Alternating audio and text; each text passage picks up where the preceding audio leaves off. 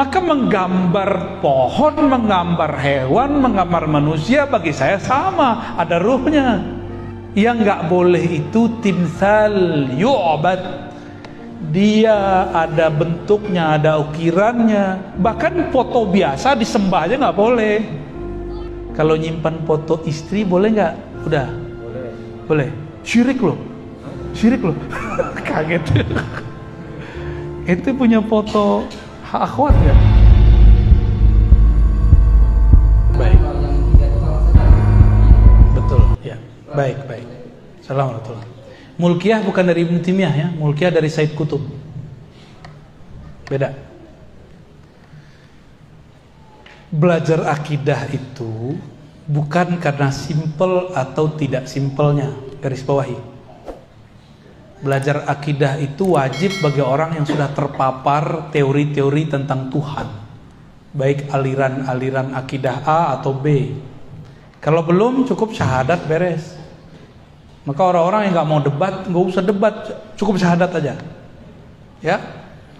Lalu kenapa muncul sejarah pakai belajar sifat 20? Sifat 20 itu sedang menjelaskan rukun iman pertama, percaya kepada Allah. Yang ringkes itu belajar tentang Allah bukan rububiyah, uluhiyah, asma wa sifat, tapi pakai rukun iman. Percaya kepada Allah, terus malaikat, kitab suci, rasul, hari kiamat, takdir. Itu yang disebut simple. Cuma tadi saya kan sudah kisahkan, kitab ini dibaca oleh yang bukan ahlinya. Lalu mereka berfatwa, muncullah pemahaman tempat berarah. Lalu ada yang mencoba menyederhanakan sifat 20. Bukan menyederhanakan, itu membatalkan. Ibnu Taimiyah kan membatalkan sifat 20. Maka pengikutnya sekarang membatalkan belajar sifat 20. Ini jadi problem. Kalau ente mau buat aja sendiri, tapi jangan batal. Berarti Nabi ini membagi tauhid jadi 3. Antum ketemu nggak di hadis Nabi bagi tauhid jadi 3? Ketemu nggak? Ada nggak pembagian tauhid jadi 3 di hadis? Nabi bersabda, At-tauhid salas. Tauhid itu 3. Al-awwal uluhiyah, al-thani rububiyah, al-thalis al-asma wa sifat. Ada nggak hadis begitu? Faman jahada ihdaha, gitulah, faqad kafar wa lam yakun minni wa man ankaraha falaysa minni. Ada enggak? Siapa yang ingkar kepada 3 tauhid ini bukan bagian dariku. Ada enggak hadis begitu? Coba sekarang naikin ke Quran. Ada enggak di Quran pembagian tauhid? Oh, itu tuh surat An-Nas. Itu bukan pembagian tauhid. Itu masuk ke asma wa sifat. Qul a'udzu birabbin nas. Allah itu disebut Rabbin nas, asma, nama. Terus Malikin nas, itu nama juga. Terus Ilahin nas, nama juga. Terus kenapa dibagi-bagi menjadi uluhiyah, rububiyah, asma wa sifat? Itu kan asma wa sifat semua. Yang ngerti bahasa Arab. Rabb itu nama Allah. Malik itu nama Allah. Ilah itu nama Allah. Itu asma, satu, baru satu. Dari mana pembagian-pembagian jadi 3 itu? Oke, saya sebagai orang yang mengajar di kampus, kita punya satu kaidah. Seorang ulama, seorang ilmuwan boleh buat teori. Tapi teori ini tidaklah suci, boleh dikritisi. Sama kawan gak boleh kritisi. Aneh gak? Jadi antum boleh kritik sifat 20, bagus. Ntar Geja jawab. Tapi nanti kita balas pertanyaan, siap gak? Ya. Saya kritisi tauhid uluhiyah rububiyah asma sifat. Dan saya siap mendengarkan pertanyaan antum. Ya. Jangan main bantah-bantah orang, nyalain orang, tapi giliran di debat bilang, oh ente bukan ahlussunnah. Nggak begitu caranya. Ya, harus fair. Sebagaimana dulu berani buat yang baru, ya. Kami kalau di kampus, Bapak yang pernah ngampus, itu ada sidangnya. Kalau lagi sidang diapain nama penguji? Disalah-salahin. Bener nggak? Salah satu kajian ilmiah itu karakternya siap di debat. Ngaku kajian ilmiah, di debat bilang kita fasik mezindik. Kita debat dibilang kita jahmiyah. Kita debat dibilang kita bukan ahlus sunnah. Ini klaim gak benar. Ilmiah itu bukan hadis riwayat fulan nomor sekian. Itu bukan ilmiah. Itu namanya nukil data. Ilmiah itu ada metodologinya, ada pendekatannya, ada teorinya. Berkata Syekhul Islam Ibnu Taimiyah, itu namanya nukil, bro, copy paste namanya. Ya, menukil bukanlah ilmiah. Nukil itu justru musuhnya ilmiah. Kita buat skripsi, nukil dari skripsi orang tanpa kemudian ada tambahan. Namanya apa? Plagiat, walaupun nyebutin sumbernya. Orang selevel anak S1 aja ngerti. Loh kok anak S1, S2 ada yang terjebak akidah begini coba. Berarti dilupa dengan kaidah ilmiah yang dia bangun selama ini. Kok ada anak kampus yang sudah mengerti kaidah ilmiah, lalu dia nggak mengerti persoalan ini, malah mengkultuskan akidah ini. Kan lucu, akidah kita boleh dikritik, akidah dia nggak boleh dikritik. Berarti dia mengkultuskan siapa? Pemahaman kita boleh dibatalkan, pemahaman dia nggak boleh dibatalkan. Para ustadz kan nggak mau balesin, ya. Kita juga akhirnya yang balesin. Panaslah kepala antum kan. Jadi pembagian itu nggak ada kan? Itu pembagian baru dibuat dan Allah tidak membagi. Bagi kami yang belajar tauhid, ada kitab setebal ini, Al Asma wa Sifat. Itu bagian dari Asma wa Sifat. Tapi dalam ilmu tasawuf ada pembahasan uluhiyah rububiyah, ada. Tapi pembahasannya enggak garing, pembahasannya bikin kita rindu kepada Allah. Bukan saling benci-benci jadinya kalau pembahasan tasawuf. Masalahnya kan sebagian besar antum membid'ahkan tasawuf. Yang paling lucu ada orang Muhammadiyah anti tasawuf, padahal imam dia Buya Hamka bertasawuf, tasawuf modern, benar nggak? Itu aneh bagi saya itu. Yang paling lucu sekarang kelompok anti tasawuf, imam dia Ibnu Taimiyah di akhir hayatnya nulis 2 risalah tasawuf. Ibnu Qayyim bertahun-tahun nulis kitab tasawuf. Ada namanya Madarijus Salikin, ada namanya Iddatus Sabar, ada Al-Wabilus Shayyib, banyak lagi. Ya, itulah pemanasan pada siang ini ya. Semoga panas. Terakhir ada ibu-ibu satu, akhwat satu, yang mana? Ada di kanan, ada di kiri nih, terserah nih. Langsung aja, suaranya kedengaran insyaallah. Langsung aja presentasi dulu. Ada? Ya, langsung.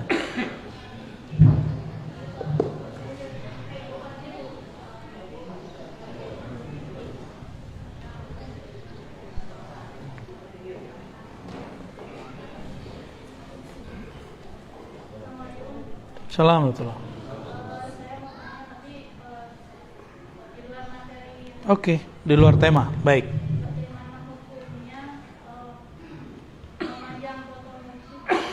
Oke. Memajang foto mursyid. Jangankan foto mursyid, foto kekasih aja boleh. Baik. Tapi mungkin pertanyaannya, ada kelompok yang mengharamkan foto, cuma nonton YouTube. Mengharamkan foto pakai kamera, nonton video. Dia mengharamkan foto. Baru tadi pagi kita bahas, malam tadi. Dalam 1 detik video itu ada puluhan gambar yang bergerak, diganti-ganti. Baru kelihatan dia bergerak. Maka yang mengharamkan foto, dia sedang mengharamkan sesuatu yang dia tidak mengerti. Dia telah bertentangan dengan satu ayat, wala taqfu ma laysa laka bihi ilm. Jangan kamu berpegang teguh dengan sesuatu yang kamu nggak ngerti. Jangan berfatwa untuk sesuatu yang kamu tidak paham. Nggak, itu kan gambar. Lo gambar beda sama foto. Oh, di hadisnya larangan buat gambar. Tunggu dulu. Di dalam hadis ada penjelasan tentang gambar. Gambar bahasa Arabnya surah. Ternyata surah ada satu hadis di riwayat Nasai, suratun timsal. Surah timsal itu artinya patung yang disembah. Maka ulama kita yang mengerti dan bijak membolehkan untuk sarana pendidikan anak-anak buat gambar. Yang lucu itu ada fatwa, walaupun fatwa ulama terdahulu bagi saya lucu dan dipakai sekarang. Kalau gambar tumbuhan boleh, binatang nggak boleh. Kenapa? Tumbuhan nggak ada ruhnya. Lah emang tumbuhan nggak ada ruhnya? Tahu dari mana antum? Hah? Sembarangan ngomong. Di tumbuhan itu ada ruh, namanya ar-ruh an-nabati. Di hewan ada ruh, namanya ar-ruh al-hayawani. Di diri kita lengkap ada ar-ruh an-nabati, ada ar-ruh al-hayawani, ada satu lagi yang menjadi asrar rahasia Allah, namanya ar-ruh al-qudusi atau ar-ruh an-nafsani. Sama, ruh hakikat jiwa. Di dalam jiwa itu ada inti, itu namanya ruh. Itulah yang membedakan kita dengan pohon. Dalil saya apa? Ada dalilnya banyak.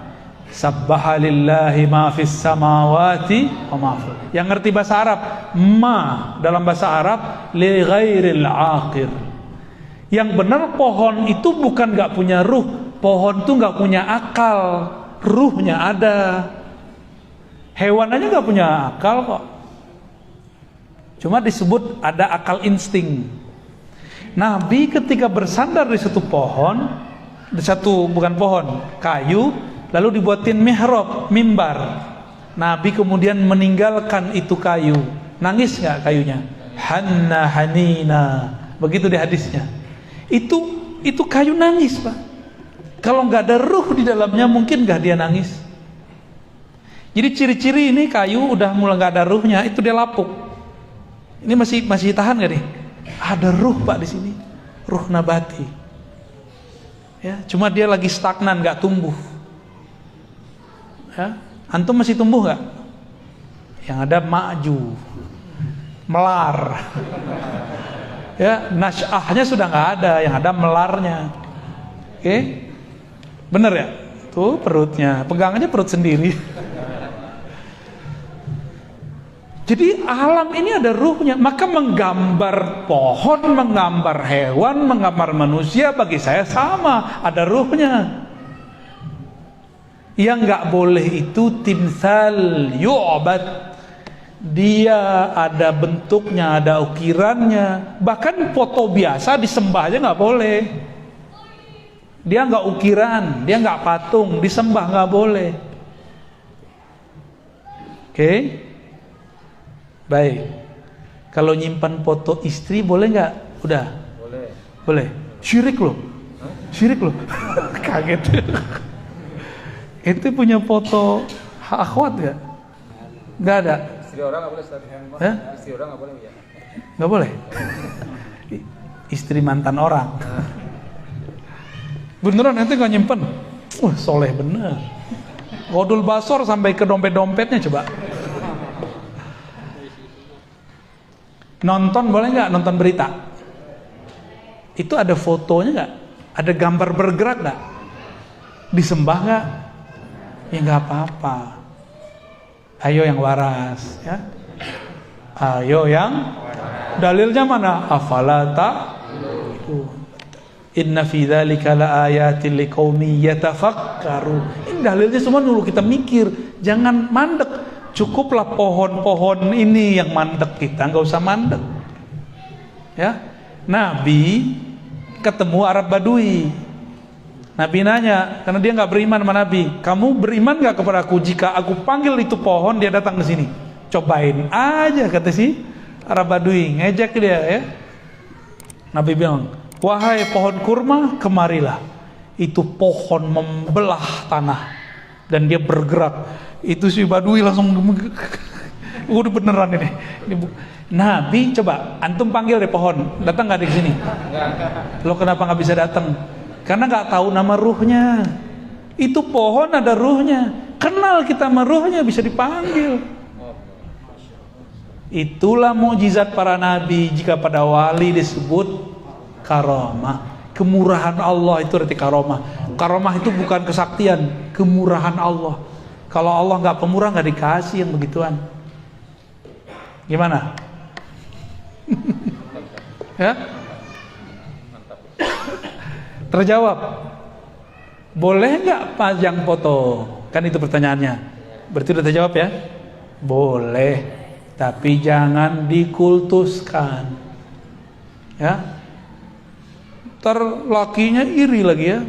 Maka suami istri harus mengerti ilmunya kalau bisa sama. Sehingga kalau suaminya atau istrinya majang foto gurunya, nggak ada kecemburuan. Apalagi mencium-cium foto kan gawat. Foto gua aja lu gak cium ya.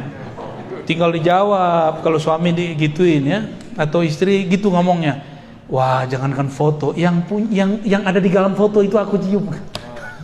Ya. Jadi nggak usah cemburu sama foto. Dulu ada seorang syekh mursyid tariqah namanya Qadirun Yahya. Dia membolehkan muridnya melihat foto dia sebelum zikir. Karena kalau ngeliat foto langsung ingat lagi talqin zikir. Tapi biasalah orang suuzon dikira nyembah guru. Nah, hidup itu jangan pakai suuzon, apalagi beragama. Iyyakum wazzan fa inna dhanna akdzabal hadis. Jauh-jauhlah berprasangka, karena itu sebohong-bohong kata-kata dan aktivitas. Ya, kita nggak suuzon juga ke kelompok sebelah. Ya, yang banyak kan mereka suuzon sama kita. Kita maulidan dibilang kita menyerupai Nasrani. Ya, kita baca Sayyidina dibilang kita nyembah. Kita menjelaskan, ini hak kita menjelaskan bahwa kami bukan menyembah selain Allah. Kami tawasul tidak menyekutukan Allah. Kami maulid bukan menyamai, menyerupai kelompok agama sebelah. Kita punya agama sendiri. Ya, sudah 1:30. Habis ini saya mau jalan lagi ke Al-Maksum, Universitas Al-Maksum. Kita ada kajian di sana. Ya, sekarang katanya sudah boleh ikut. Ya, sudah boleh terbuka. Silakan kalau ada yang kesempatan, kita ngaji di sana tentang syariat, tarekat, hakikat, ma'rifat. Kalau mau di sana, ya. Teorinya, prakteknya harus datang. Mahal itu, nggak bisa dibeli. Antum mau beli berapa juga nggak bisa. Kalian kesimpulan sama muhasabah aja. Baik, kesimpulan aja ya, nggak pakai muhasabah ya. Kesimpulan kajian kita pada siang yang berkah ini, pertama, keyakinan bahwa Allah bertempat bukanlah ajaran Islam, itu ajaran filsafat materialisme. Ya. Yang kemudian diayat-ayatkan, yang disunah-sunahkan. Yang kedua, ajaran Ahlus Sunnah, ajaran yang dibawa Rasulullah, cukup katakan istawa, cukup katakan nuzul, cukup katakan semua yang antum mau katakan, tapi yakini Allah bukan benda. Maka hilanglah bayangan duduk, bayangan berpindah-pindah dari dalam diri kita. Dan yang ketiga, sebenarnya pembahasan ini tidak wajib diketahui semua orang. Namun karena kerusakan akidah sudah berkembang, kerusakannya sekarang adalah berkembangnya keyakinan yang mendoktrinkan umat Allah bertempat, barulah kita buka suara. Dulu mana ada saya bahas-bahas begini. Bagi saya ini pembahasan orang pesantren, tapi umat sudah diracuni. Maka kajian pesantren kita bawa keluar, kajian Al-Azhar kita bawa keluar, kajian ulama Hadramaut kita bawa ke sini, kajian ulama di Suriah kita bawa